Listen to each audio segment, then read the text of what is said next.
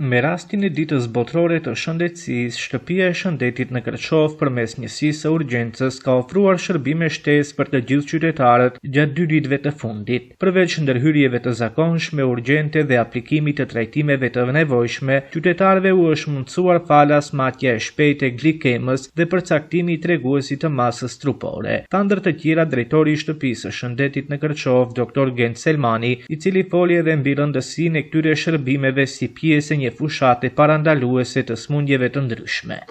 Fillimisht njerë do të më lejoni të gjithë punonjësve të shëndetësisë, mandilbardhëve, që uroj ditën e shëndetësisë, 7 prillin, duke i uruar shëndet mbi gjitha, që të munden të falin shëndet tek ne të tjerët qytetarët. Dhe në kuadër të kësaj dite, normalisht, për skaj aktiviteteve të përditshme që kemi si njësi urgjente, për intervenime dhe aplikimeve të terapijave urgjente, ne dje dhe sot kemi angazhuar të gjithë tërë stafin e njësisë urgjente që çdo qytetar i interesuar dhe respektivisht që dëshiron të bëhet matja e glikemisë falas, me qëllim që të detektohet smundje diabetike dhe çrregullim metabolik i organizmit të njeriut.